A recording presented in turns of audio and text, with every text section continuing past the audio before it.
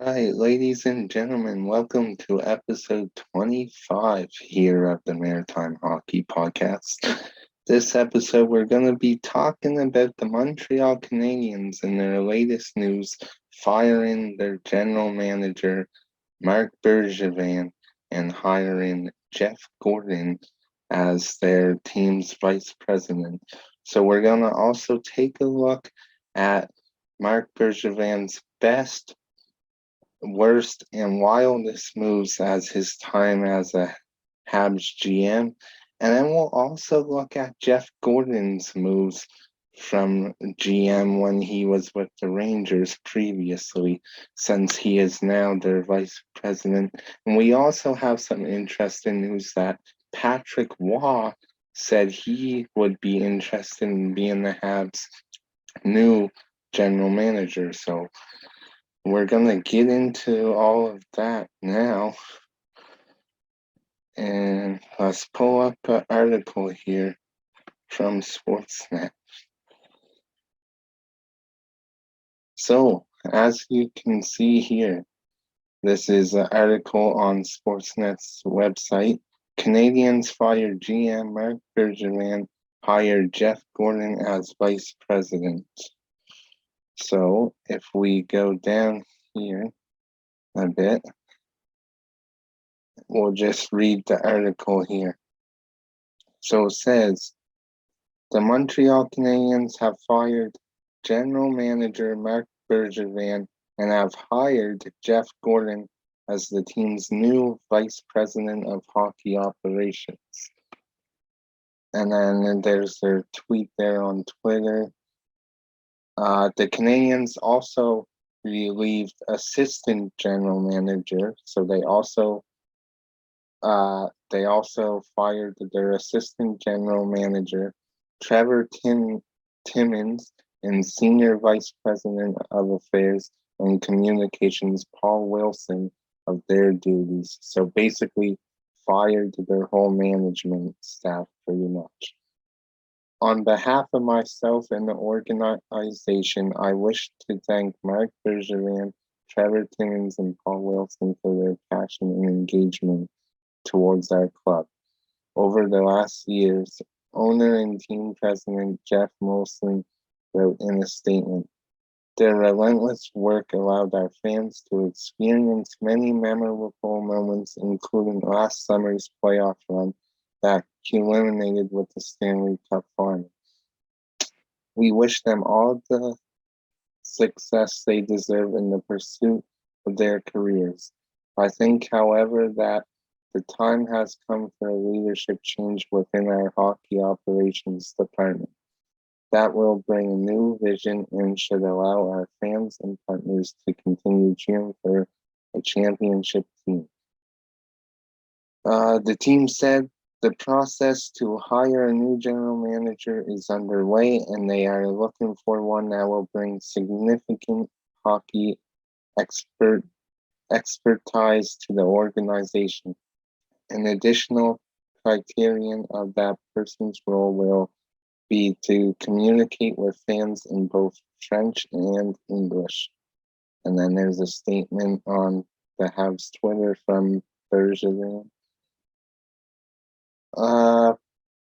And then in a long letter to the team's fans posted on the Canadian site, Bergevin offered thanks to everyone who in one way or another has helped to make this dream come true, as well as to the players, coaches, etc., animals in the media, and especially to the fans for their support, passion, and loyalty to Montreal. Yeah, I'm not going to go through the whole thing, but yeah. So obviously, Bergevin's been there a long time, so they're saying thank you for all your years here. And with that, we'll get into reviewing his best, worst, and wildest moves as his time with the Habs.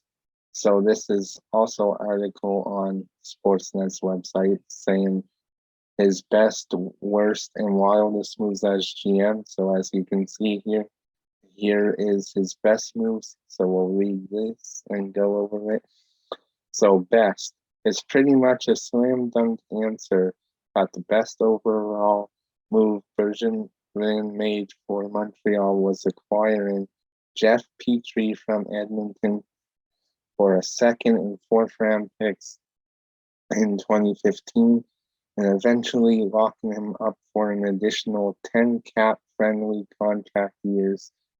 Petrie's 170 points from 2017-2018 through to the start of this season ranks 12th among all blue liners in the league. Yeah. Another great move from Bergevin was a deal he executed with his former team in 2016.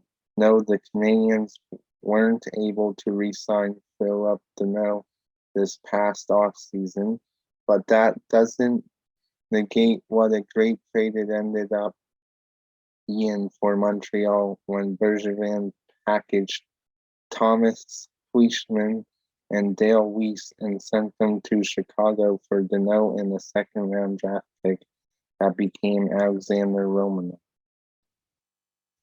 In 2018, with 1 year left before Max Pacioretty's contract was set to expire, Bergevin looked to the future and received Suzuki and Thomas Tatar.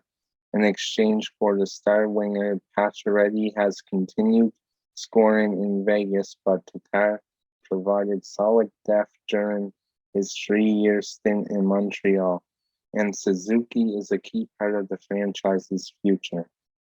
That is for sure. That is 100% true.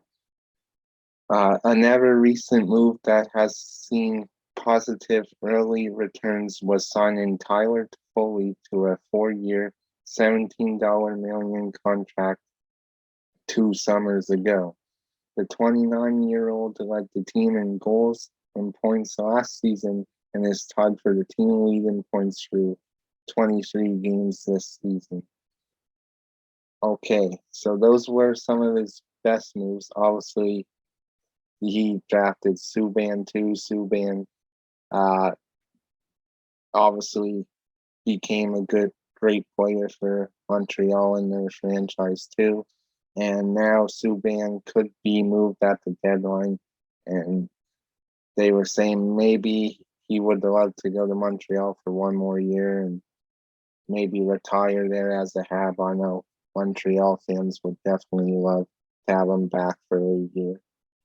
Okay, now looking at some of Bergevin's worst moves. This is going to be interesting. So, worst. If you've happened to peruse social media over the years, whenever Bergevin made a notable move, then you likely read and watched and listened to copious hot takes lambasting Bergevin for his various decisions. Obviously, not all criticism was warranted, but one move that was universally questioned right from the beginning was when he inked Karl Alzner to a 5-year contract worth more than $23 million on the open market in 2017. Alzner was a depreciating asset by NHL standards at the time, and the experiment had somewhat predictable results. Alzner only played 1 full season in Montreal and was placed on unconditional waivers in 2020. The 2012 NHL draft wasn't incredibly rich with NHL All-Stars, and Alex Galchenyuk has played close to 600 NHL games. However, his selection at number 3 overall didn't provide much relative value to Montreal. It was Bergevin's first draft as GM. Galchenyuk reached the 20-goal plateau twice in his 4 seasons, but never developed into the elite top-line offensive threat Montreal I had envisioned he'd become after his junior career with the Sarnia Sting. Galchenyuk was then traded to the Coyotes for Max Domi straight up in 2018. In 2020, Domi and the third round pick were flipped to Columbus in exchange for Josh Anderson. Essentially, in relatively quick succession, Bergevin turned 2012's number third pick into the player selected 95th overall in the same draft. Speaking of third overall selections, Bergevin took Jesperi Kotkaniemi ahead of Brady Tkachuk, Quinn Hughes, and Evers in 2018. Considering how that saga eventually ended, more on that below, it could be considered the never L. Which, talking about Josh Anderson there too, he's becoming a really good player for Montreal too, so future could be definitely bright for Montreal. Although there's certainly high hopes for Cole Caulfield, Bergevin's consensus best first-round selection with the Canadiens was when he chose defenseman Mikhail Sergachev, who's now on Tampa Bay, with the 9th overall pick in 2016. Sergachev only played 4 regular season games with Montreal before he was traded to Tampa Bay for Jonathan Drouin. Sergachev has averaged more than 30 points and 18 minutes and 30 seconds minutes of ice time per season with the Lightning and helped them win 2 Stanley Cups. Meanwhile, Drouin has a paltry 12 total goals since the 2018-19 campaign. The selection of Logan Mailloux with the team's 2021 first-round pick at the NHL draft this past July was also a head-scratcher for an entirely different set of reasons and worth mentioning here. Mailloux was criminally convicted and fined by Swedish authorities in December of 2020 for distributing without consent a photo of a woman performing a sexual act. The teenage defenseman, a player with the OHL's London Knights, released a statement prior to the 2021 NHL draft asking teams to not select him.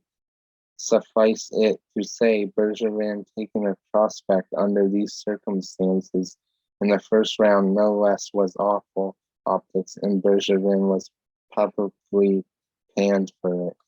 Yeah, a lot of Habs fans were mad about that too. So those were some of his worst moves. I don't think we'll get into the wildest ones just because trying to cut this short. But now we'll go on to Jeff Gordon here. Jeff Gordon's moves, the good. Okay.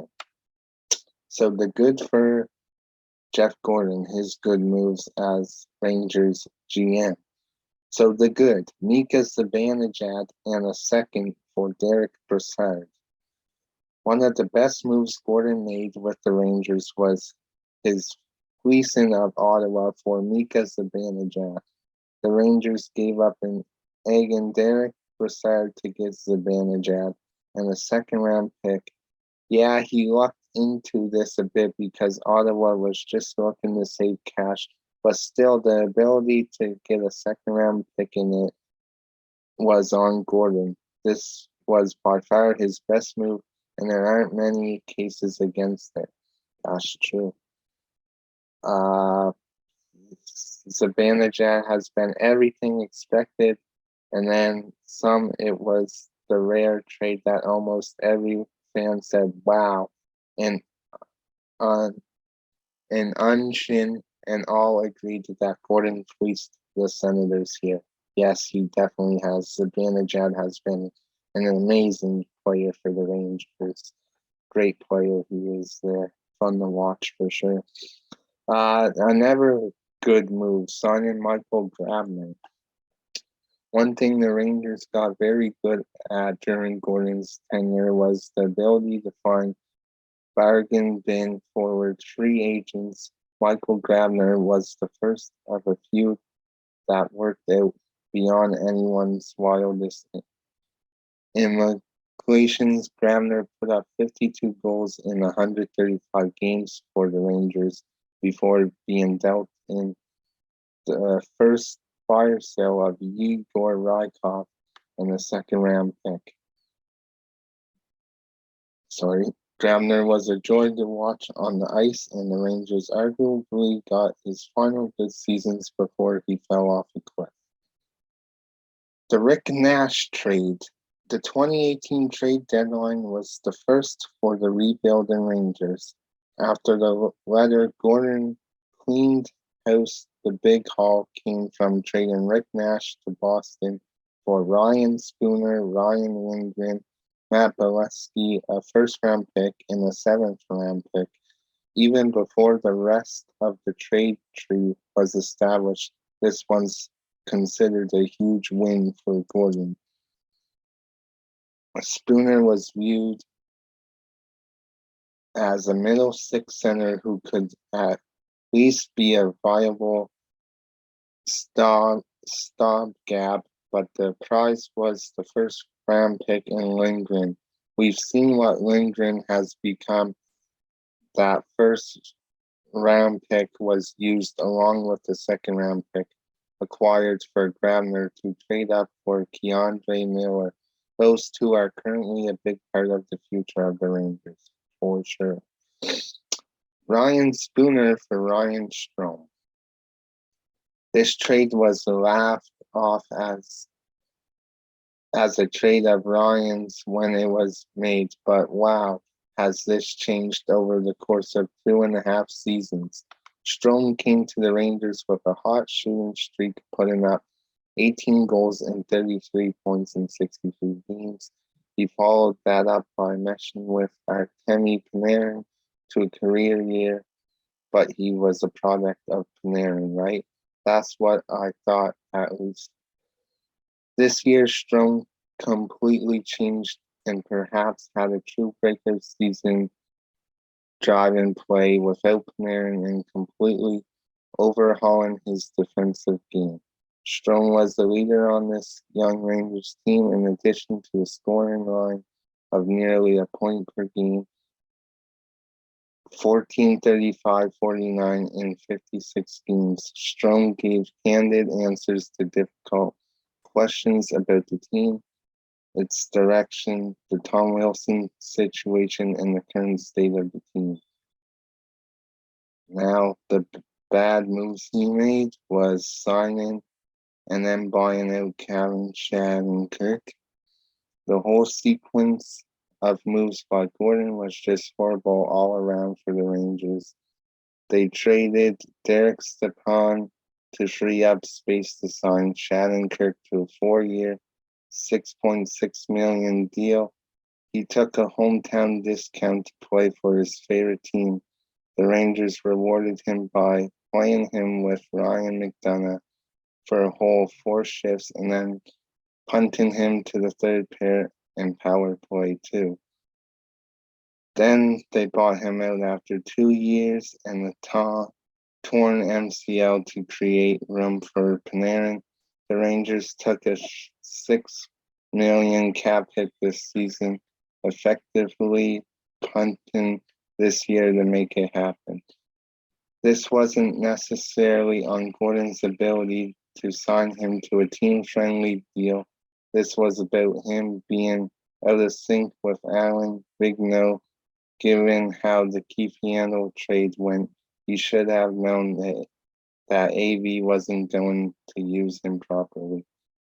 Torn MCL notwithstanding, the deployment from the start was a disconnect with his coach. And then Eric Stahl for a pair of second-round picks and Alexei Sarela re-signed and then trading Vlad Nemestikov, who's now with the Red Wings and is doing really good. The ugly Ryan McDonough and JT Miller for Nemestikov, Howden Hayjuk, a first and a second. Ryan Graves for Chris Pagas, the Evers, Jacob Trouba contract. Brady Schaefer, first round pick. And that's it. So, yeah.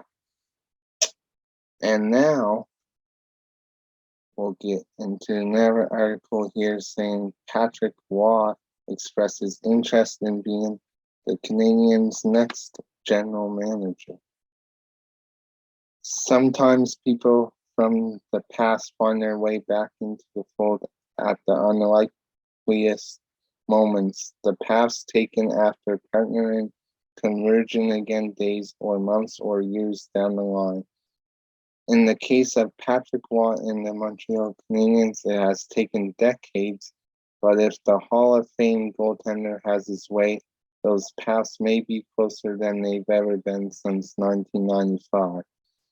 Days after the Canadiens parted ways with Marc Bergevin, who'd serve as general manager of the club for 9.5 years, the team began a search for a replacement.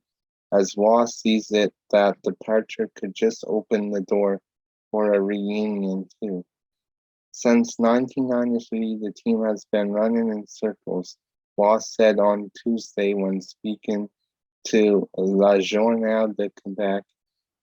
What do they have to lose by giving me the chance to see what I can do with this club? At the same time, I understand the situation the club is owned by Jeff Molson, and he's the one pulling the strings. It's his team, and at the end of the day, I might not be the guy for him. I accept that. Waugh's tenure with Montreal included 2 Stanley Cups, cementing his place as one of the greatest goalies to ever play for them. But his breakup with the organization is as much a part of their story war as any champagne-soaked celebration. Back in 1995, playing for the 22nd time in 24 games, Waugh was in there for the worst home game in franchise history. In 11-1 loss to the Detroit Red Wings, he allowed 9 goals on 26 shots and wasn't pulled until the middle of the second period, at which point fans had already begun mockingly applauding whenever he made a save. In those days, Canadiens owners sat immediately behind the team's bench on that historically bad night against Detroit. As an enraged Waugh headed off the ice, he told the Canadiens president, Ronald Corey, it would be his last game in Montreal. Waugh was suspended the next day and never played for the team again. I was proud to wear that jersey to win 2 Stanley Cups, play in 3 finals. I have a lot of respect for that organization, a lot of admiration for what's been done in the history of the Canadiens, Waugh said. Of course, given the number of seasons I played with the Canadiens, the success that I had with the organization, would I be interested in the general manager position? Clearly, but at the same time, I am aware that it's process and there are several good candidates. That search process largely rests on the shoulders of Jeff Gordon, who was hired to be the Canadiens' new executive vice president of hockey operations, a role formerly filled by Bergevin. So yeah, interesting to see if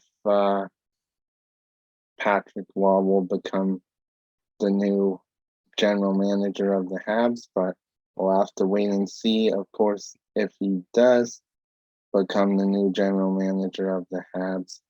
Then that means the Quebec Ramparts in the QMJHL would have to find a new head coach, as Patrick Waugh is currently the head coach of the Quebec Ramparts in the Q right now. But interesting to see what will happen and who will be the new general manager of the Habs, and who will be their new management staff too, as they fired their assistant general manager too.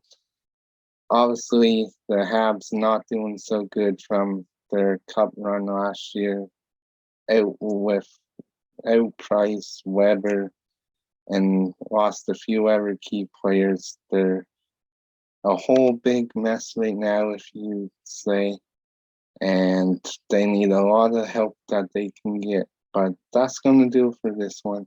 I'll see you guys in the next one, and let me know who you guys think will be the new general manager for the Habs. See you guys.